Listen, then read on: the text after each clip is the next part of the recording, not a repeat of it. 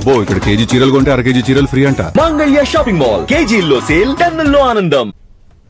నేపాల్లో మళ్లీ ఉద్రిక్త పరిస్థితులు తలెత్తాయి. భారత్ నేపాల్ సరిహద్దు ప్రాంతాలైన కోసి, మధేష్లో తీవ్రమైన మత ఘర్షణలు చెలరేగాయి. సున్సరి జిల్లాలో ఈ నెల 26న ప్రారంభమైన ఈ ఘర్షణలు పొరుగు జిల్లాలకు కూడా వ్యాపించడంతో ఇప్పటి వరకు 3 చనిపోయారు. భద్రతా సిబ్బందితో సహా 20 మందికి పైగా తీవ్రంగా గాయపడ్డారు. దీంతో శాంతి భద్రతల పరిరక్షణకై పర్సా జిల్లాలోని బీర్గంజ్ నగరంలో కర్ఫ్యూ విధించారు.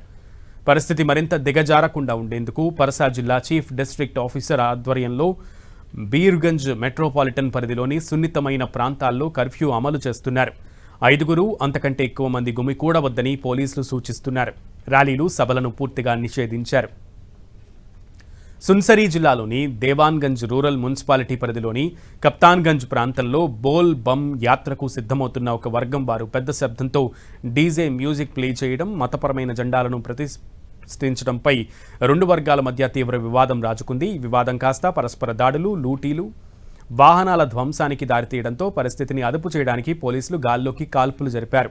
ఈ క్రమంలో ఓ యువకుడు బుల్లెట్ గాయంతో మరణించాడు. నిన్న సిరాహా జిల్లాలోని గోల్బజార్ మార్కెట్లో జరిగిన తాజా ఘర్షణల్లో ఒక యువకుడు మరణించగా, సున్సరి ఘర్షణల్లో గాయపడి కోసి ప్రావిన్స్లో చికిత్స పొందుతూ మరొక వ్యక్తి మృతి చెందడంతో ఉద్రిక్తతలు మరింత పెరిగాయి.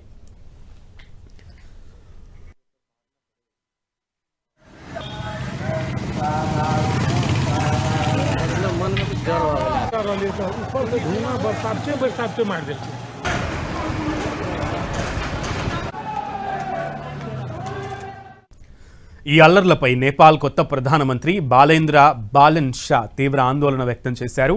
హోంమంత్రి స్వయంగా ఘటనా స్థలాలను సందర్శించి భద్రతను సమీక్షించారని, పరిస్థితిని అదుపులోకి తెచ్చేందుకు కాఠ్మండూలో సర్వపక్ష సమావేశాన్ని ఏర్పాటు చేసినట్లు తెలిపారు. సోషల్ మీడియా ద్వారా వ్యాపించే వదంతులు, విద్వేషపూరిత ప్రసంగాలను నమ్మవద్దని ప్రజలకు విజ్ఞప్తి చేశారు.